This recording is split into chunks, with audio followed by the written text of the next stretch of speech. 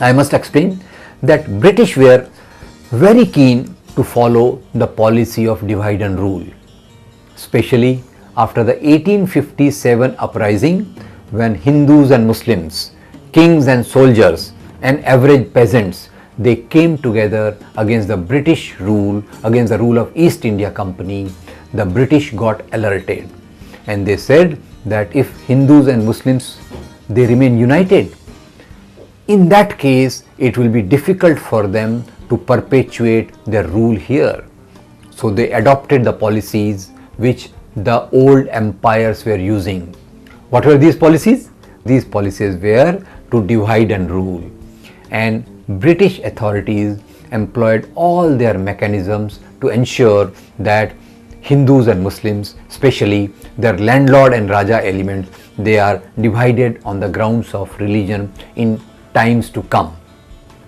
Now, if we want to understand this further, I must say Group A, because it was a rising class, because it was a modern class, it believed in the values which were the values of freedom movement.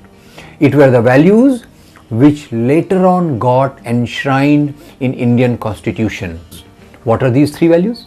These values are liberty, equality and fraternity. If we want to understand the birth-based hierarchy, the best example is to see the relationship between king and the ordinary Dalit or ordinary subject. You can very well imagine that when in the king's court an ordinary person was going, he was generally bending himself, he was doing number of salutations to the king. And while returning from the king's court, he had always to come back in the reverse gear with his feet backwards without showing his back to the king. Why it was so? Because it was regarded that king is directly the son of God, and we, the average Tom, Dicks and Harry, we are the son of ordinary people. So this is the basic inequality which got reflected in the social systems. Now in Indian society, in Hindu society, this was best described by Dr. Bhimrao Babasaheb Ambedkar.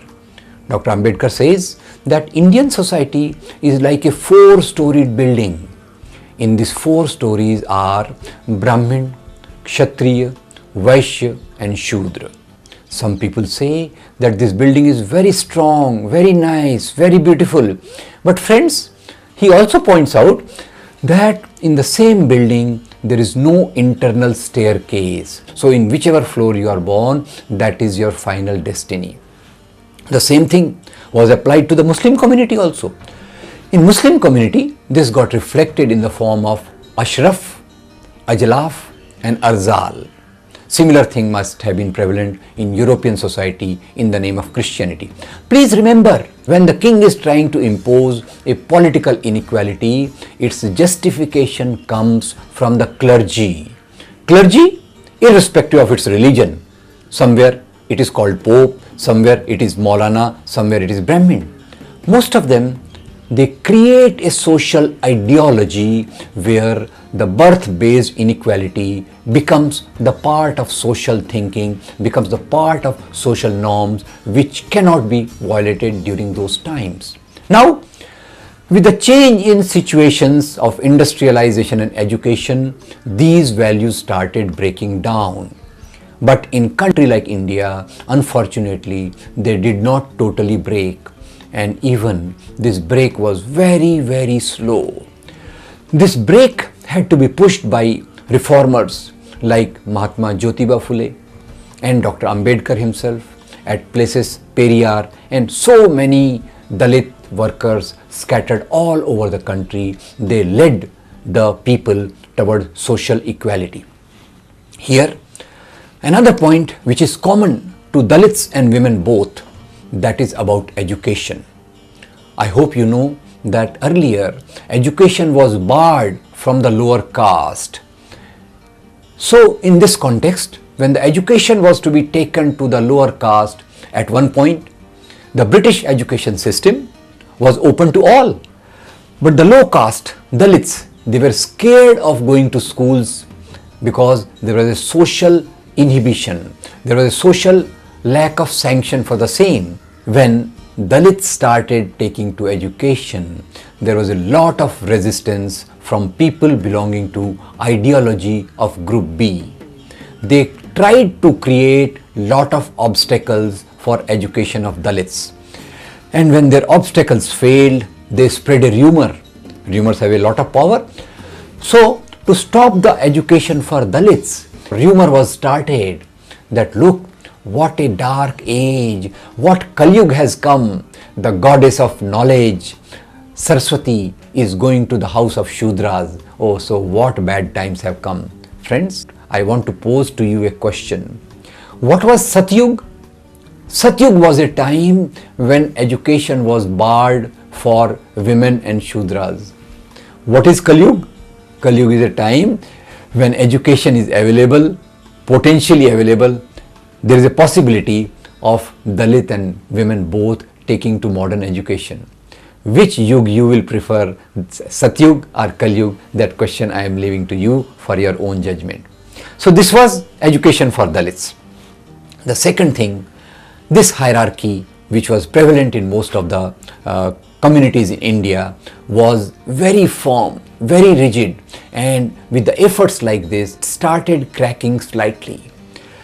In the case of women, the things were much more difficult because during 19th century, earlier part of 19th century and earlier also, it was regarded that if women touch even a piece of paper, that is a sin because of which they will be going to hell or Narak or Jahannam.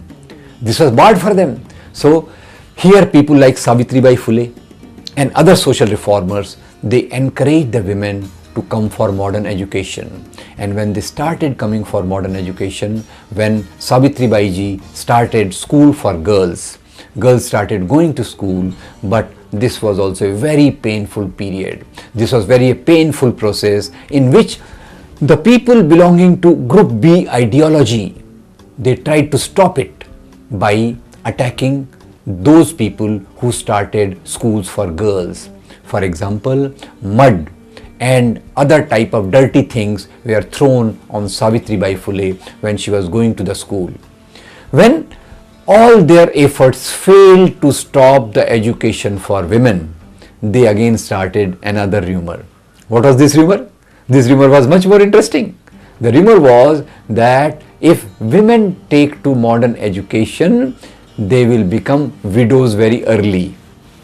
Now you know, widowhood had so much pain and problems, and that's why the film by Deepa Mehta, Water, was not permitted to be made by those people today also belonging to ideology of Group B.